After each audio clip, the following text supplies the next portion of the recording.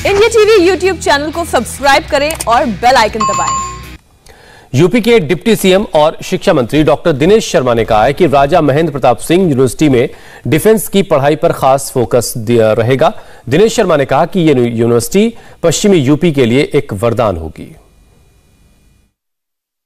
राजा महेंद्र प्रताप सिंह जो जाट राजा के रूप में जाने जाते थे, जो पहला टेक्निकल विद्यालय है मैं समझता हूँ एशिया में होगा, वो उन्होंने वृंदावन में मथुरा में बनाया था। मदन मोहन मालवीय जी ने उसका उद्घाटन किया था।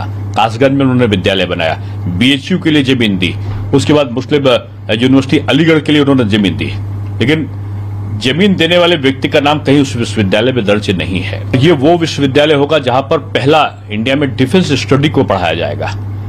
यहाँ पर जो एम्प्लॉयमेंट जनरेट करने वाले कोर्सेज हैं उनको पढ़ाया जाएगा। और ये 92 एकड़ की परिधि में चलने वाला जो विश्वविद्यालय है, इसमें 100 करोड़ से ऊपर की राशि प्रथम किस्त के रूप में हमने जारी भी कर दी है। आज पीएम मोदी जिस डिफेंस इंडस्ट्रियल कॉरिडोर का शिलान्यास करने वाले हैं वो क्या है वो भी आपको बता देते हैं। उत्तर प्रदेश में डिफेंस इंडस्ट्रियल कॉरिडोर के 6 नोड अलीगढ़, आगरा, कानपुर, चित्रकूट, झांसी और लखनऊ में बनाए जाने की योजना है, जिसमें अलीगढ़ कॉरिडोर का शिलान्यास पीएम मोदी आज करने वाले हैं। इस इंडस्ट्रियल कॉरिडोर की स्थापना की घोषणा पीएम मोदी ने की थी। 21 फरवरी 2018 को लखनऊ में आयोजित उत्तर प्रदेश निवेशक सम्मेलन का उद्घाटन करने के दौरान यह ऐलान किया गया था। और अब हम आपको एनिमेशन के जरिए इस कॉरिडोर का पूरा रूट दिखाते हैं।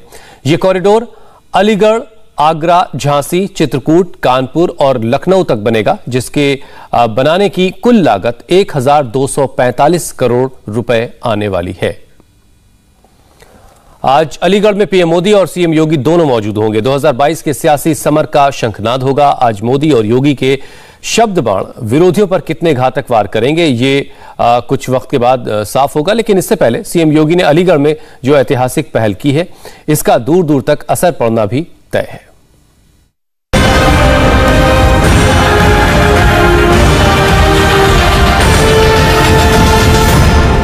यूपी में शंखनाद की पूरी तैयारी। 2022 में अलीगढ़ की बारी। मोदी की अगवानी को योगी के दौरे जारी। इसी मंच से गरजेंगे मोदी। यहीं से होगा यूपी में विकास के अगले अध्याय का आगाज। राजा महेंद्र प्रताप यूनिवर्सिटी का शिलान्यास, उत्तर प्रदेश डिफेंस कॉरिडोर का शिलान्यास।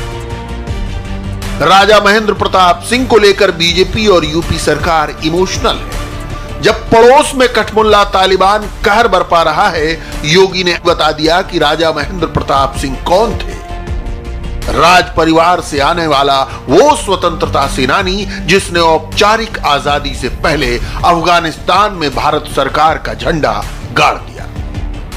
देश की आजादी की लड़ाई में एक बहुत महत्वपूर्ण स्तंभ थे राजा महेंद्र प्रताप सिंह। राजा महेंद्र प्रताप सिंह जी का योगदान 1915 में उन्होंने अफगानिस्तान में भारत की अंतरिम सरकार का गठन कर दिया था और उसके अध्यक्ष बन गए थे। और उसके आजादी के बाद, आजादी यानी देश गुलाम था, उस दौरान ब्रज क्षेत्र में शिक्षा के लक्ष्य जगाने के लिए उन्होंने बहुत बड़े महत्वपूर्ण कदम उठाए थे।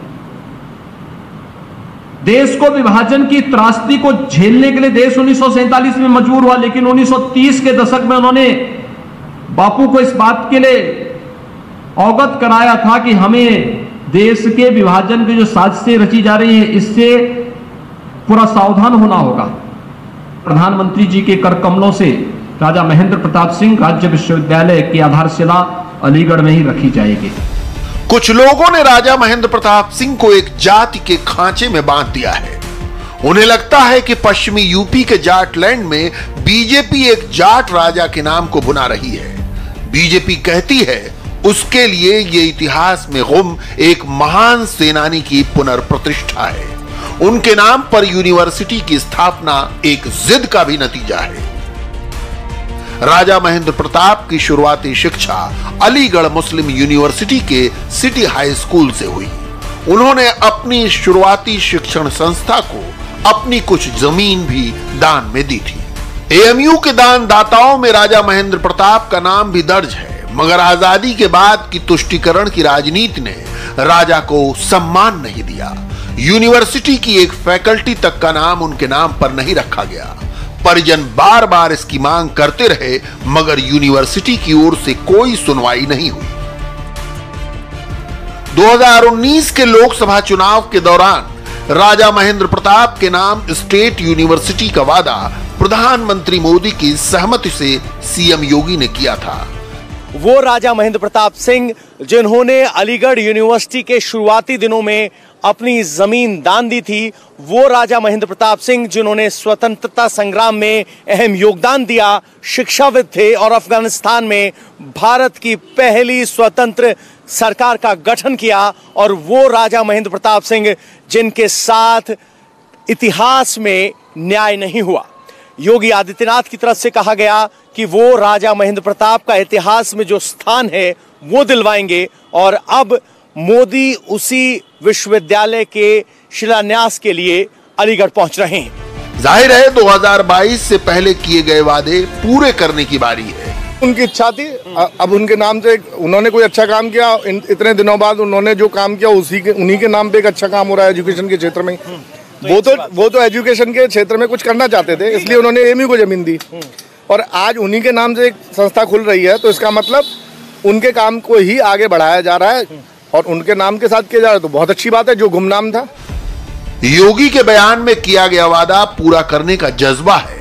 देखना तो यह है कि जब मोदी अलीगढ़ के मैदान में मौजूद होंगे तो राजा महेंद्र प्रताप से शुरू कहानी तालिबान और अफगानिस्तान की जबानी किस मकाम तक पहुंचेगी।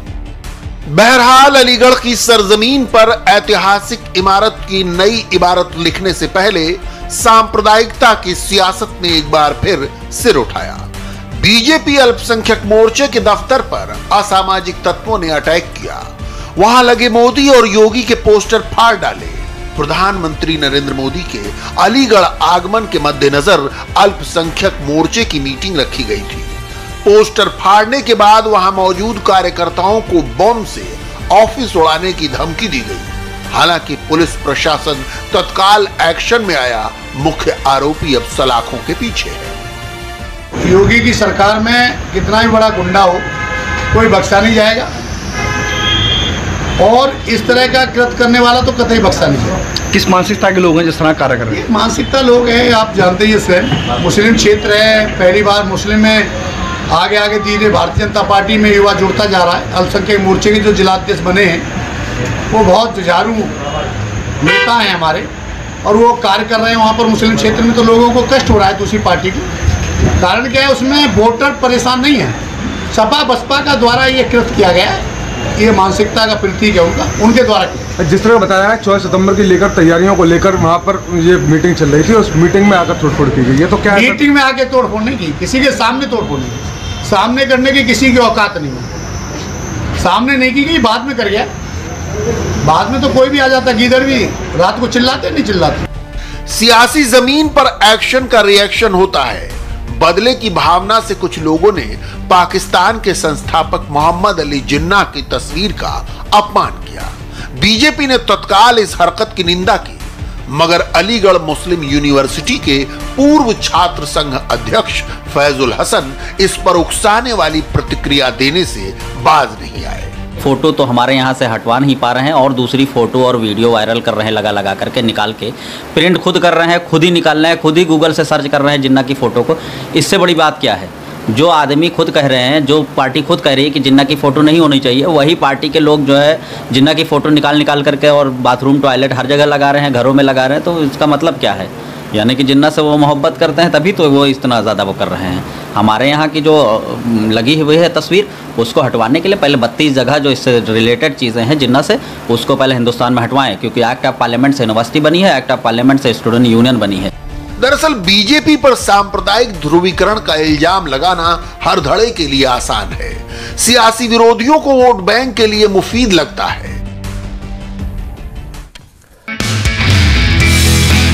नमस्ते, मैं हूं मीनाक्षी जोशी। वीडियो और खबरों से अपडेट रहने के लिए India TV YouTube channel subscribe करें, बेल आइकन दबाना ना भूलें। जुड़े रहें इंडिया टीवी के साथ।